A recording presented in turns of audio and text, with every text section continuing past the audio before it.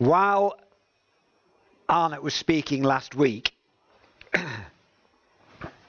I happened to read on a little bit and into this next chapter, which is why we're going to have a look now at John chapter 14.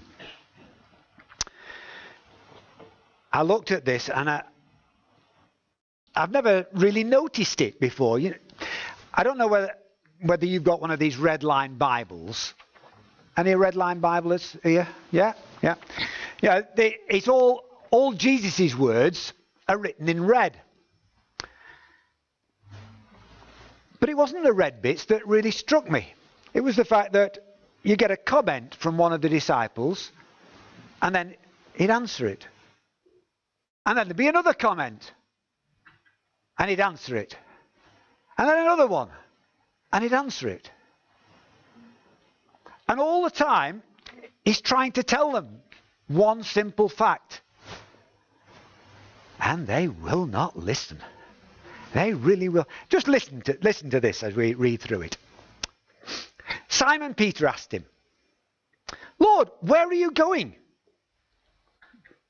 Jesus replied, "Where I am going you cannot follow now, but you will follow later." Peter asked, "Lord, why can't I follow you now? I will lay down my life for you." And Jesus answered, "Will you really lay down your life for me? I tell you the truth, before the rooster crows, you will disown me 3 times. Do not let your hearts be troubled. Trust in God. Trust also in me. In my Father's house are many rooms. If it were not so, I would have told you. I am going there to prepare a place for you. And if I go and prepare a place for you, I will come back and take you to be with me, that you also may be where I am. You know the way to the place where I am going." Thomas said to him, "Lord, we don't know where you're going, so how can we know the way?" Jesus answered, "I am the way and the truth and the life. No one comes to the Father except through me. If you really knew me, you would know my Father as well. From now on, you do know him and have seen him." Philip said, "Lord, show us the Father, and that will be enough for us." Jesus answered, "Don't you know me, Philip, even after I've been among you such a long time? Anyone who has seen me has seen the Father. How can you say, 'Show us the Father'? Don't you believe that I am in the Father and that the Father is in me? The words I say to you are not just my own. Rather, it's the Father living in me who is doing his work. Believe me when I say that I am in the Father and the Father is in me. Or at least believe on the evidence of the miracles themselves. I tell you the truth. Anyone who has faith in me will do what I have been doing. He will do even greater things than these, because I am going to the Father. And I will do whatever you ask in my name, so that the Son may bring glory to the Father. You may ask me for anything in my name, and I will do it. If you love me, you will obey what I command. And I will ask the Father, and he will give you another counselor to be with you forever. The Spirit of truth. The world cannot accept him, because it neither sees him nor knows him. But you know him, for he lives with you and will be in you. I will not leave you as orphans. I will come to you. Before long, the world will not see me anymore. but you will see me. Because I live, you also will live. On that day, you will realize that I am in my Father, and you are in me, and I am in you. Whoever has my commands and obeys them, he is the one who loves me. He who loves me will be loved by my Father, and I too will love him and show myself to him. Then Judas, not Judas Iscariot, said, "But Lord, why do you intend to show yourself to us and not to the world?" Jesus replied, "If anyone loves me, he will obey my teaching. My Father will love him, and we will come to him and make our home in him. He who does not love me will not obey my teaching. These words you hear are not my own. They belong to the Father who sent me. All this I have spoken while still with you. But the Counselor, the Holy Spirit, whom the Father will send in my name, will teach you all things and will remind you of everything I have said to you. Peace I leave with you. My peace I give you. I do not give you as the world gives. Do not let your hearts be troubled, and do not be afraid. You heard me say, I am going away, and I am coming back to you. If you loved me, you would be glad that I am going to the Father, for the Father is greater than I. I have told you now, before it happens, so that when it does happen, you will believe. I will not speak with you much longer, for the prince of this world is coming. He has no hold on me, but the world must learn that I love the Father, and that I do exactly what my Father has commanded me. Come now, let us leave.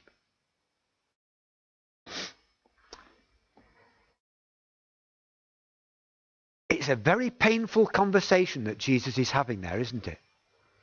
A very painful conversation. He's telling his disciples that he's going to die and leave them. But they are adamantly refusing to accept that this is the case. It's almost pantomime. That's why I've given you that title. I'm going to the Father. Oh, no, you're not. And he keeps telling them. And each time it's, oh, no, you're not. They blinkered themselves so they can't see what he's saying. They can only see what they choose to see.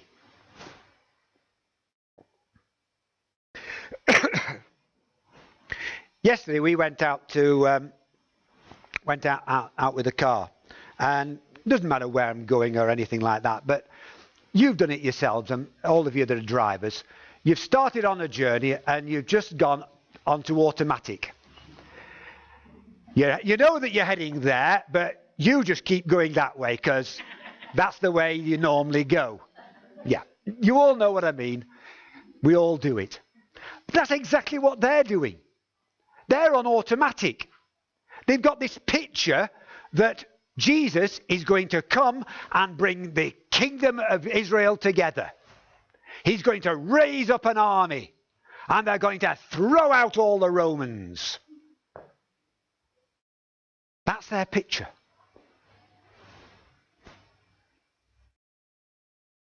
Let's have a look at Peter. He's definitely got this picture in his mind. That is the picture that he's got. They're going to raise up this army, throw them out. We all know Peter. He's a very well-known character in the Bible. Reckless, loyal, full of faith. Yet he still maintained this vision of the Messiah. He'd already told Jesus that he was the one. He was the Messiah. He knew that. But he still held this vision that he was going to bring up an army. Yes, he would willingly give up his life in that army. What he didn't expect was for Jesus to be arrested. And the moment that happened, he just went into meltdown. He went into meltdown. This wasn't supposed to happen.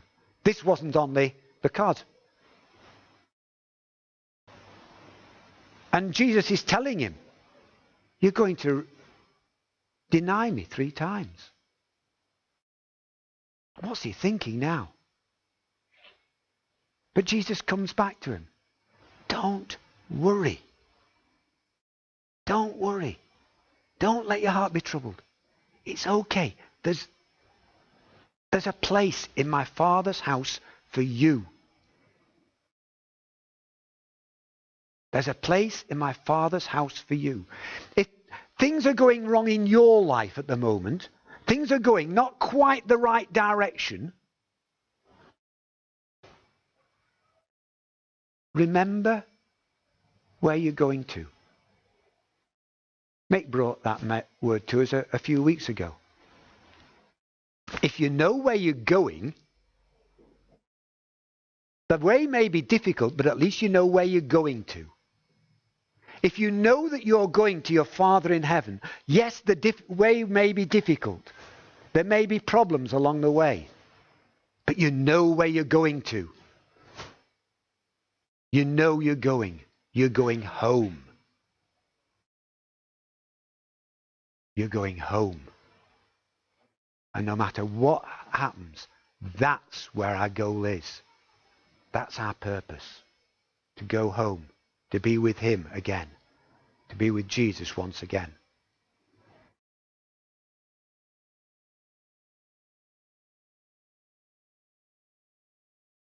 Let's look at Thomas. I love Thomas. Do you like Thomas? He's a wonderful character, is Thomas. I do wonder how he ever came to join the disciples. How he ever got there. He's always the practical one. Okay. The thing about Thomas is he gets his spiritual and his practical mixed up. He's not quite sure when Jesus is talking spiritually and when Jesus is talking practically. And he gets them confused. He keeps doing it. When Jesus is talking about going to visit Lazarus, and he's saying, well, we have to wait a little while. We have to wait for him to die. And Thomas is, now Lazarus is dead, now we can go. Oh yeah, so, well, let's all die then, shall we? Yeah. And he's just totally bemused by this, he can't get it through his head at all. And we all know the story after the resurrection of Thomas, where he says quite simply, look, you've told me all this about Jesus rising, and you really expect me to believe it? Come on, be real. This can't be true. He's dead. We know he's dead. When I see him and put my hands in the old, then I'll believe. But the moment he does see Jesus, he's the first. Straight down. My Lord and my God. He's the first one to realize what the implication is. It all comes back then.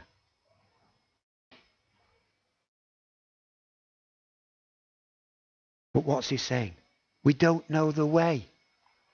How can we know the way? Because we don't know where you're going. He's thinking practical. He's thinking, is he going to Gethsemane? Or is he going to the temple? Is he going somewhere else? Where's Jesus going to go? Because we don't know where you're going, so we don't know what the way is.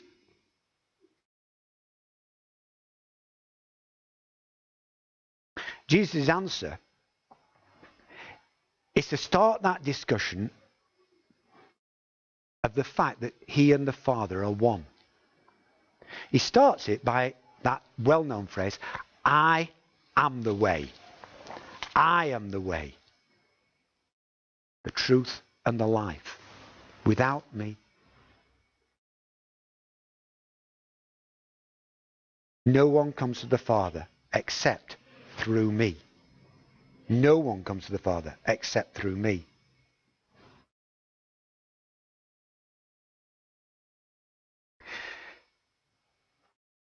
Thomas here is struggling, as I said.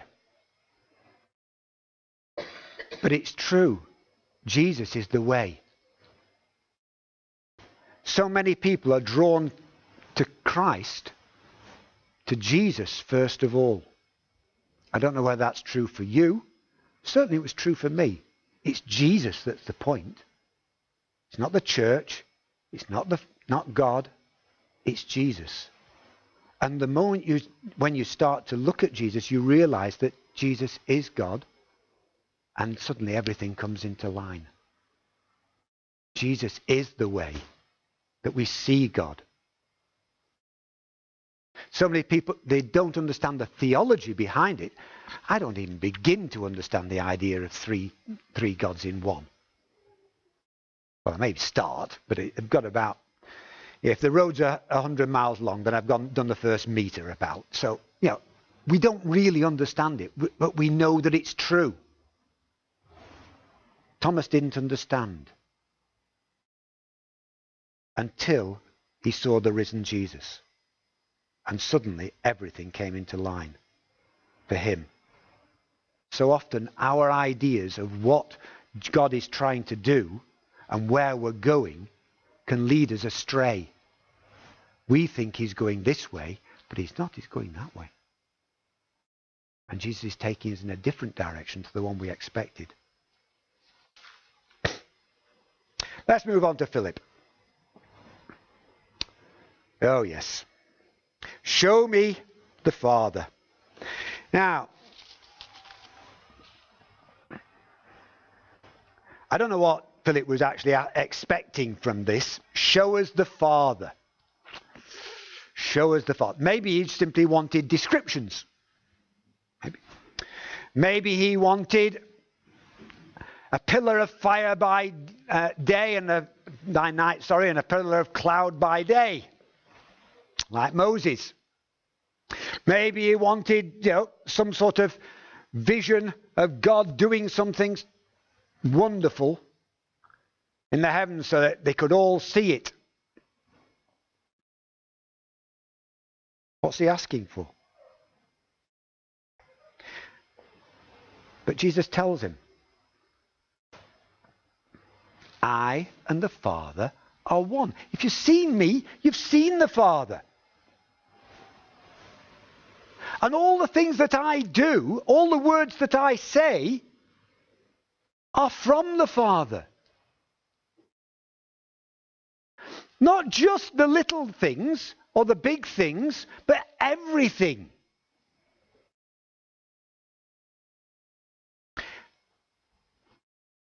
I noticed a word at the end of that passage. I don't know whether you noticed it. I love the Father, and that I do exactly what he has commanded me to do. So often we think of that as being, he went to the cross. Yeah, but that was one of the things, but everything. That was the difference. That was the difference. Jesus knew exactly what the Father wanted him to do, and he did exactly that. Every day, each day, in every part of it.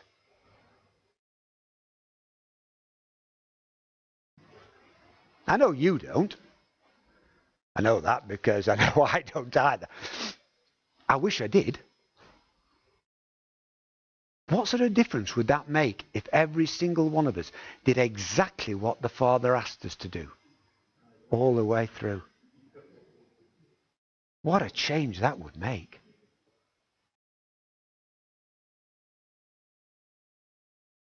It's a big ask, yes. It's a big ask. But that's what he's asking us to do. Obey him. Obey him. And it's only as we continue to obey him that we start to hear his voice more clearly. It takes time and listening and care. My girls all three of them learned to play the violin. Liz gave up after a little while and went on into dancing instead. But no, all three of them started to learn the violin. Now, the violin's a bit of a funny instrument. It's not like your guitar, where if you put your finger in approximately the right place, then you'll get the right note, because it's got frets on it. Now, a violin doesn't. There are no frets on there. So you've got to work out whereabouts the right place is. And then when you play it, you actually change your finger position ever so slightly to get the right note. Violinists don't get it spot on every time, first time. Out with practice, obviously, they're very much closer. But certainly when they're learning, that's where the screeches come from. That's where the screeches come from. They have to move the fingers. They move the fingers up and down to get it in the right place, to make sure that the note is correct. They've got to listen to what the violin is doing. And with time, they become perfect at that. They become experts at that.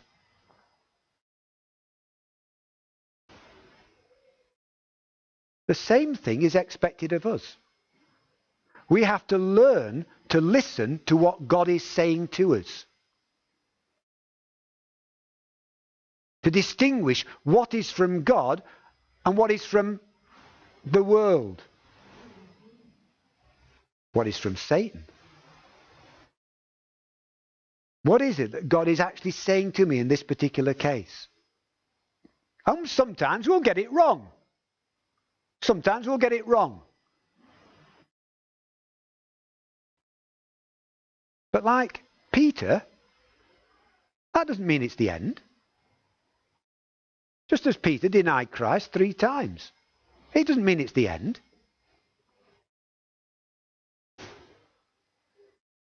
We'll get it wrong, but it's not the end.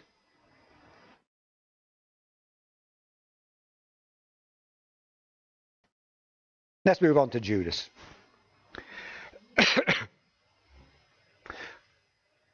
Anyone seen one of these boxes?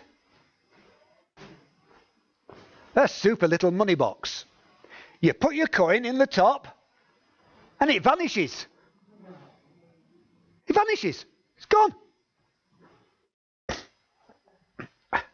My grandson's got one in his bedroom. You put the money in, it's gone, Grandad. Yeah, okay. I've been conned again. Right, fair enough. Put another one in, Grandad. Yeah. Yeah. The thing is, it's very simple. There's a mirror in there, which means that it looks like you're seeing the whole box, when in actual fact you're only seeing the front part of it, and all the money goes into the back. Very simple. Very simple. But that's just what Judas is thinking, isn't it? Look, you're going to go somewhere, and then you're going to come back, but only we're going to be able to see you. So, but you're going to bring the kingdom of God into the world at the moment. So, how come only we can see you if, can't get it round his head? What's happening here? But Jesus doesn't want to put it too bluntly. He doesn't want to say, look, I'm going to be killed, and then I'm going to come back, and then you'll see me again, and then the Spirit will come. Because he doesn't want to scare them, but he does want them to be prepared. He wants them to be ready.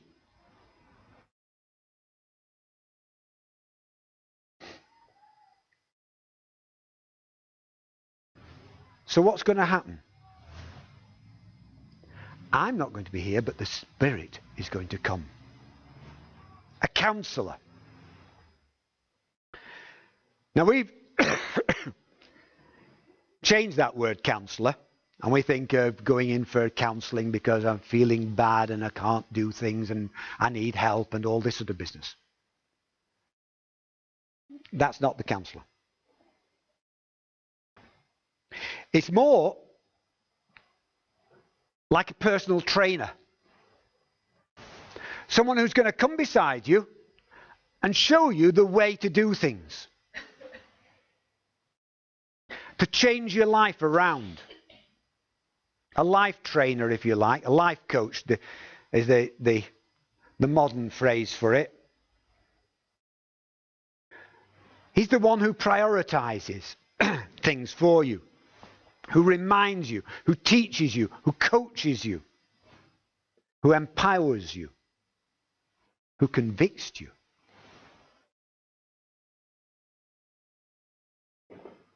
But the danger is that you latch on to any one of those aspects because he's all of those things. And the danger is that we latch on to one particular part of it. And we say, he's the one who strengthens me. And forget about the teaching or the reminding. Or he's the one that empowers me. And forget that he's also the one who convicts you of the things that are going wrong. He's all of these things. There's a word there that Jesus used. I'm going to send you another counselor. Another counselor. You see, all that time that they'd been with him, Jesus had been their counselor. He was the one who was teaching them the ways of God, who was strengthening them, enriching their faith, strengthening their faith, showing them the things that they could do, both with him and without him. He was their counselor. But now he's going to send them another counselor.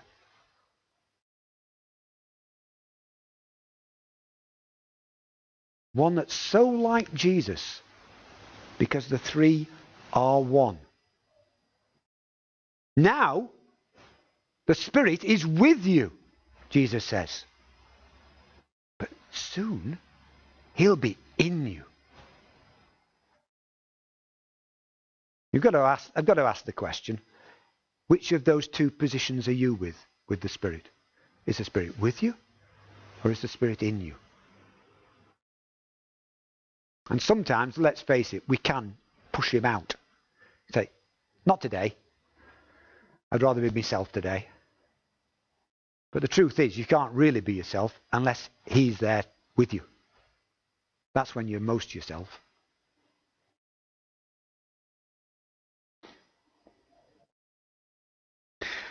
There's one word that has come through this passage.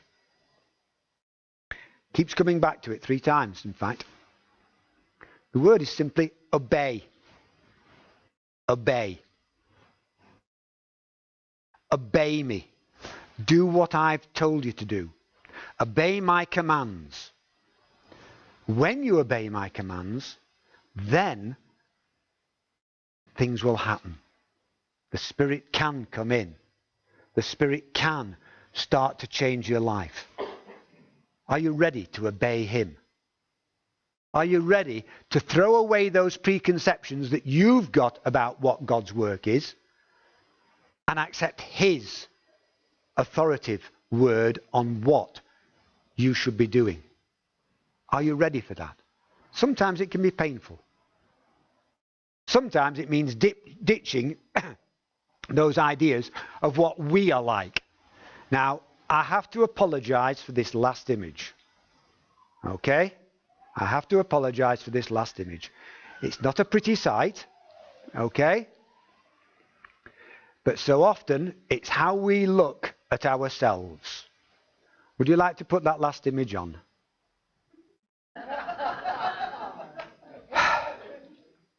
We look in the mirror, we look at ourselves and we think, oh, hey, that's pretty good, that. God grants us the grace to see ourselves as we are and to change us into what he wants us to be. Amen? Amen.